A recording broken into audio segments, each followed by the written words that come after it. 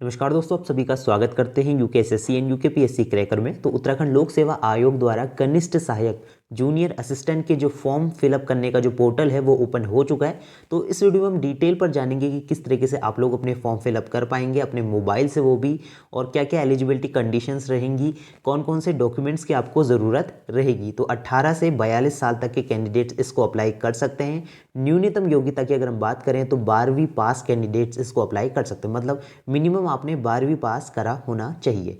तो सीधे हम अप्लाई करते हैं। देख सकते हैं आप जूनियर असिस्टेंट की जो लास्ट डेट आपकी रहने वाली है तो 20 दिसंबर से पहले पहले आप लोग इसको अप्लाई कर लीजिएगा। तो देखते हैं, सीधे click here to apply now का ऑप्शन आपको देखने को मिलेगा। तो इसमें आप देख सकते हैं कौन कौन से इंस्ट्रक्शंस आपको पढ़ने होंगे। तो जैसे आपने पहले फॉर्म भरे थे पटवारी, लेखपाल और जो आपका फॉरेस्ट गार्ड हो गया, तो उसी तरीके का आपको इंटरफेस देखने को मिलेगा। ठीक है, तो इसमें आपको सीधे अप्लाई नाउ के ऑप्शन में क्लिक कर देंगे। तो यहाँ पर आप देख सकते हैं एग्जामिनेशन नेम। तो यहाँ पर आपको candidate's name, father's name, mother's name, date of birth और सबसे इंपॉर्टेंट जो आपकी डेट काउंट होगी वो आपकी 1 जुलाई 2022 से होगी। ठीक है, तो जनरल वालों की हम बात कर रहे हैं तो जनरल वालों की एज 1 जुलाई 2022 को 18 से 42 वर्ष तक होनी चाहिए। SC ST OBC को जैसे रिलैक्सेशन मिलता था उसी प्रकार मिलेगा, लेकिन ये जनरल की एज रहेगी। ठीक है, तो इसके बाद आपको यहाँ पे इंडियन कर देना है। उसके बाद यहाँ पे देखिए ये थोड़ा सा इंपॉर्टेंट रहेगा कि रिक्वायर एलिजिबिलिटी की अगर हम बात करें तो इसमें आप लोग देख सकते हैं कि मिनिमम एक कॉलम में जो है आपका ऑप्शन यस होना ज़रूरी है। ठीक है, तो आपका एक ऑप्शन यस होना ज़रूरी है। तो सबसे पहला ऑप्शन आप देख सकते हैं, इसमें पूछा गया है कि आपके पास जो डिस्ट्रिक्ट एम्प्लॉयमेंट ऑफिस में आपका रजिस्ट्रेशन है या नहीं है। ठीक है, तो अगर आपके पास है तो आपको यस करना होगा और इसमें आपको पूरा अपना डिटेल बतानी होगी। पंजीकरण संख्या, कब पंजीकरण हुआ था, वैलिडिटी कब तक है, और सबसे मेन चीज़ ये एक्सपायर नहीं होना चाहिए। ठीक है, कौन से डिस्ट्रिक्ट से आपने बनाया है तो यहाँ पर आप लोग देख सकते हैं ये पूरे डिस्ट्रिक्ट आपको दिख जाएंगे। अगर आपके पास नहीं है किसी कारणवश तो आप लोग इसको नो करके चल सकते हैं। इसके बाद आपको सेकंड ऑप्शन में बताना है कि आप सरकारी कर्मचारी हैं या नहीं हैं। अगर आप नहीं हैं तो नो कर सकते हैं। इसके बाद देखिए थर्ड पॉइंट जो बताया गया है कि आपने उत्तराखंड से ही जो है अपनी 12th और 10th करी है। ठीक है, तो ये सबसे इंपॉर्टेंट रहने वाला है। अगर आपने उत्तराखंड से ही करी है, भले ही वो आपने उत्तराखंड बोर्ड से, CBSE बोर्ड से करी है, तो आप लोग इसको यस नो अपने अकॉर्डिंग कर सकते हैं। ठीक है, तो यहाँ पर आप यस कर सकते हैं। फोर्थ पॉइंट रहने वाला है कि आपकी जो माता पिता है या पति या पत्नी, ठीक है, सरकारी संस्थान में है परंतु वो राज्य से बाहर काम करते हैं, मतलब उत्तराखंड राज्य से बाहर उनकी जो है पोस्टिंग है। फोर्थ का थर्ड पॉइंट भी कुछ इसी प्रकार रहने वाला है। और फिफ्थ पॉइंट आप लोग देख सकते हैं कि आपका जो है आजीविका के उद्देश्य से आप लोग जो है राज्य के बाहर रह रहे हैं परंतु आपकी जो स्थायी निवास प्रमाण पत्र है वो आपका उत्तराखंड का ही है। ठीक है, तो ये आपका माता पिता का होगा और ये आपका अपना हो गया। ठीक है, तो इसको आप अपने अकॉर्डिंग यस नो कर सकते हैं। ठीक है, एक बार पढ़ लीजिएगा उसको, उसमें आप लोग समझ जाएंगे कि क्या मांगा गया है। नेक्स्ट आपका डोमिसाइल सर्टिफिकेट इसमें मांगा गया। अगर आपके पास डोमिसाइल है तो इसको आप लोग यस करेंगे। तो जैसे ही आप इसको यस करेंगे डोमिसाइल को, तो इसमें आपसे सबसे पहले पूछा जाएगा कि कौन सी कैटेगरी के आप हैं। ठीक है, जनरल के हैं तो जनरल करिए, EWS के हैं तो आपको देखिए पूरा मिल जाएगा कि कौन कौन सा जो है इसमें आपको कहाँ से आपका प्रमाण पत्र जारी हुआ था, डिस्ट्रिक्ट कलेक्टर से हुआ था या फिर सिटी मजिस्ट्रेट से हुआ था, तहसील से हुआ था। तो इस तरीके से आप लोग कर सकते हैं। इसके बाद आपका जो है प्रमाण पत्र कब तक की वैलिडिटी है, क्योंकि जो आपका EWS सर्टिफिकेट हो गया, OBC सर्टिफिकेट हो गया, इनकी जो है वैलिडिटियाँ रहती हैं। ठीक है, तो इसमें आप लोग अल्मोड़ा या अपने हिसाब से कर सकते हैं। सर्टिफिकेट नंबर आप लोग यहाँ पे मेंशन कर दीजिएगा। इसके बाद फिजिकल हैंडीकैप हैं, yes no, ex army officer हैं, यस नो, फ्रीडम फाइटर हैं, यस नो, अपना अकॉर्डिंग कर सकते हैं। अब देखिए, अब आपको ईमेल आईडी डालनी है, मोबाइल नंबर अपना डालना है, अपना एड्रेस डालना है जो आपके आधार कार्ड में होगा या फिर आपके जो डोमिसाइल है उसमें जो है एड्रेस सेम होना चाहिए। ठीक है, तो इस एड्रेस में किसी भी प्रकार का चेंजेस नहीं होना चाहिए। पिन कोड आप लोग यहाँ पे डाल सकते हैं। अगर आपका एड्रेस परमानेंट एड्रेस और अभी का जो प्रेजेंट एड्रेस है वो सेम है तो आप लोग इसको टिक करेंगे तो आपको यहाँ पे देखने को मिल जाएगा। इसके बाद आप लोग फॉर्म कहाँ से भर रहे हैं वो प्लेस यहाँ से डाल सकते हैं, जैसे कि हल्द्वानी, देहरादून, कहीं से भी आप फॉर्म भर रहे हैं वो चीज़ें यहाँ पे डालेंगे। यहाँ पे आपको अपना पासवर्ड हो गया और अपना सिक्योरिटी कोड। ठीक है, तो दोनों बार अपना पासवर्ड यहाँ पे आपको डालना होगा, नया पासवर्ड, और कंटिन्यू के ऑप्शन में क्लिक कर देंगे। इसके बाद आपको सीधे लॉगिन का ऑप्शन आएगा, क्लिक हेयर टू लॉगिन।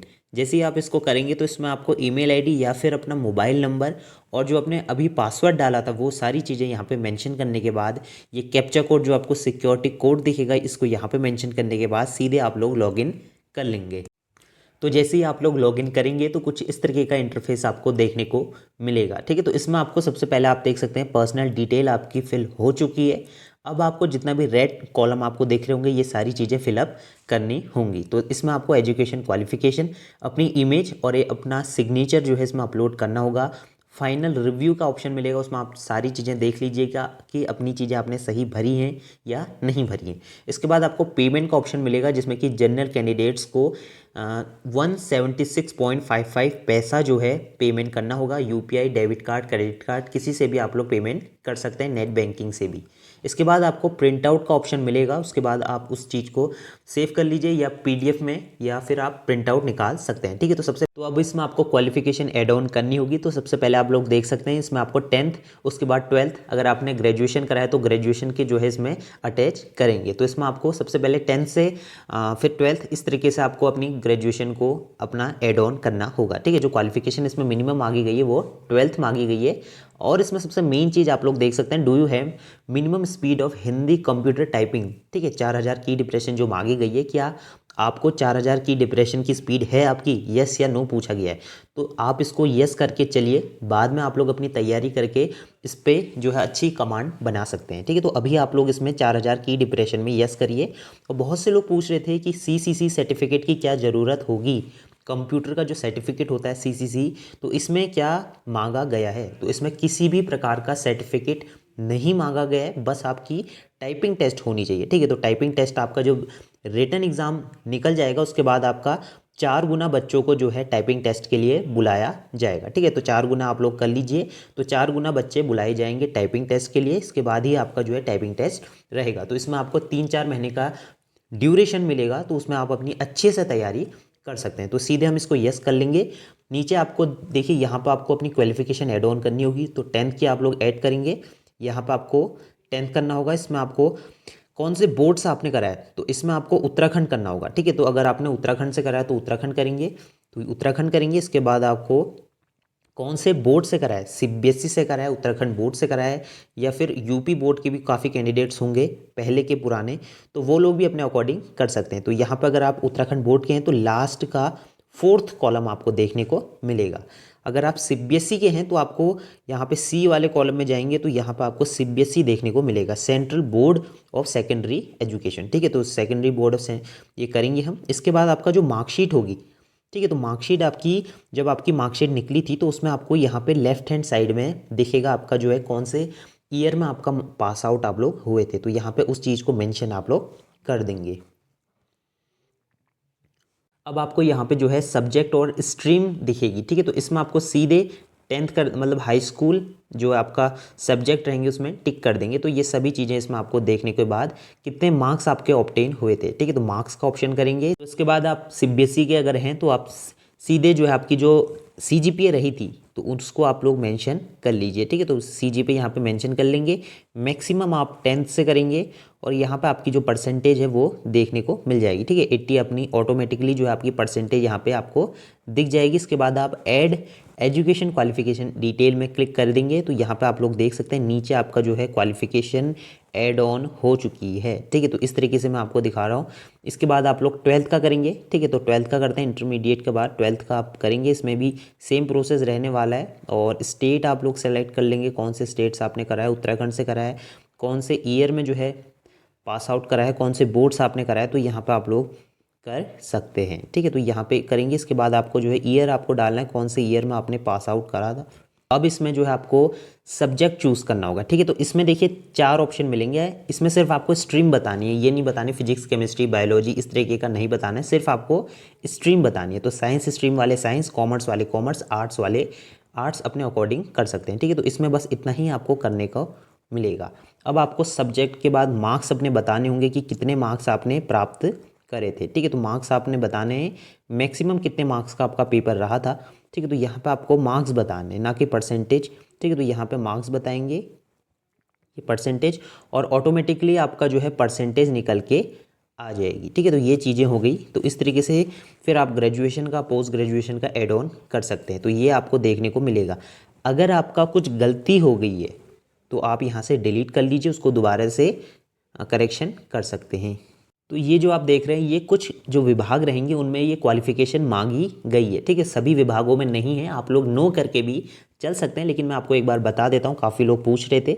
इसमें देखिए पूछा गया है, do you have at least 1 year diploma computer operation, मतलब आपको कंप्यूटर का 1 साल का डिप्लोमा अगर आपके पास है तो आप इस पोस्ट के लिए एलिजिबल रहेंगे। उत्तराखंड न्यायिक जो आपकी एकेडमी जो है उसके लिए आप एलिजिबल रहेंगे। अगर आपके पास नहीं है तो आप इसको नो कर सकते हैं। इसी तरीके से आपका पूछा जा रहा है जो नेक्स्ट है कि do you have practice knowledge of computer application, knowledge of MS word, ठीक है। तो इसके कौन कौन सी पोस्ट के लिए ये मांगा जा रहा है, तो आप लोग देख सकते हैं, ये आपका आबकारी विभाग के लिए मांगा जा रहा है, ठीक है। तो आबकारी विभाग जो आपका रहने वाला है, और एक और विभाग है खाद्य नियंत्रक, ये विभाग रहेगा। तो आपके पास है तो यस करिए, वरना आप नो कर सकते हैं।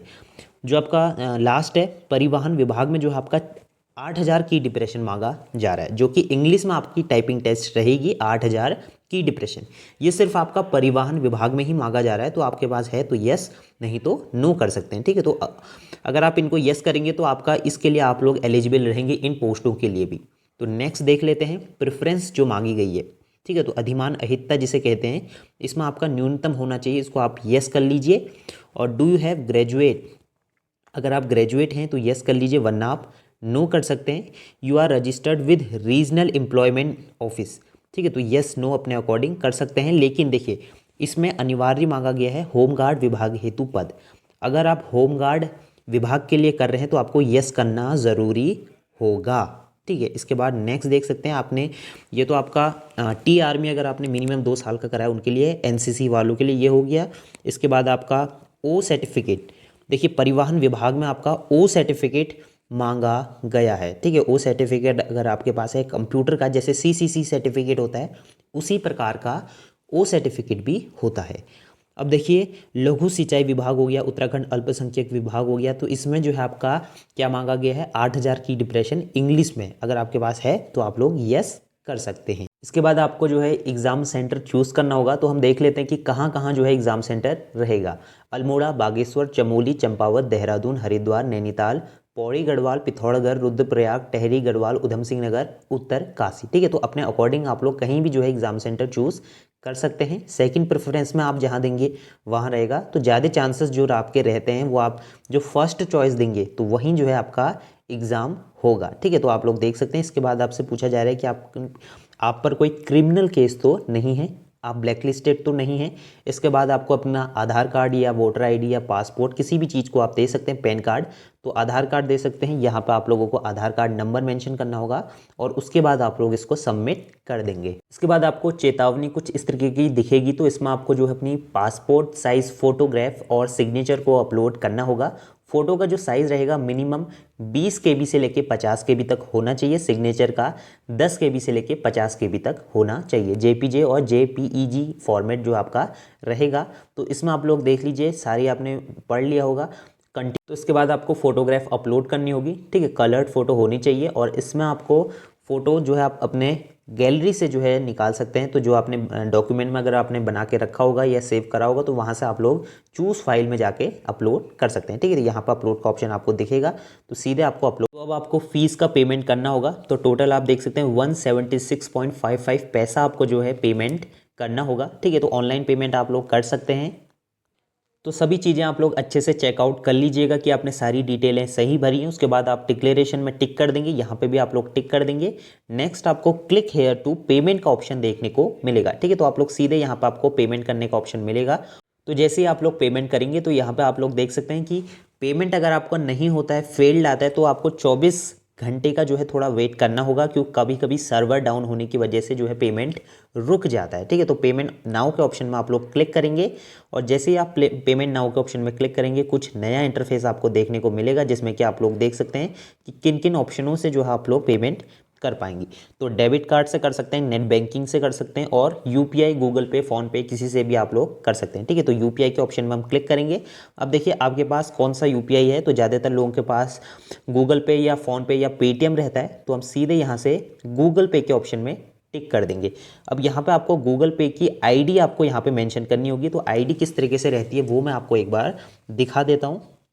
तो यहाँ पे आपको जो है यूपीआई आईडी अपनी मेंशन करनी होगी, ठीक है। तो यूपीआई आईडी जैसे अगर आपकी गूगल पे की है तो गूगल पे को आप लोग टिक कर देंगे और यहाँ पे अपनी जो है आईडी मेंशन करेंगे, ठीक है। तो जैसे कि मैं अपनी आईडी मेंशन कर देता हूँ, पेमेंट नाउ के ऑप्शन में हम क्लिक करेंगे तो यहाँ पर आपको कुछ इस तरीके का इंटरफेस आपको देखने को मिलेगा, ठीक है। तो यहाँ से टाइमर स्टार्ट रहेगा, लेकिन आपको नोटिफिकेशन आपको मिल जाएगा आपका जो रहेगा, ठीक है। तो यहाँ पर हम चेक करेंगे, देखिए यहाँ पर आप लोग देख सकते हैं कि पेमेंट रिक्वेस्ट करके ऑप्शन आ रहा है, ऑनलाइन पेमेंट रिक्वेस्ट 176.55 पैसा, ठीक है। तो इसमें हम टिक करेंगे और यहाँ पे आप लोगों को अमेज़ॉन पे में अगर आप जाएंगे तो यहाँ पे आप लोग देख सकते हैं, ठीक है। तो पे नाउ के ऑप्शन में जैसे ही आप लोग क्लिक करेंगे तो यहाँ पे हम पे के ऑप्शन में क्लिक कर पाएंगे, ठीक है। तो पे नाउ करेंगे तो जैसे ही आप लोग अपना जो पिन है वो यूपीआई का पिन अगर आप डालेंगे तो सीधे आपका यहाँ पे आप ऑटोमेटिकली जो है आपका फॉर्म फिलअप हो जाएगा, ठीक है। उसके बाद आपको प्रिंट आउट का ऑप्शन मिलेगा और आपको एक मैसेज भी आ जाएगा कि आपका पेमेंट और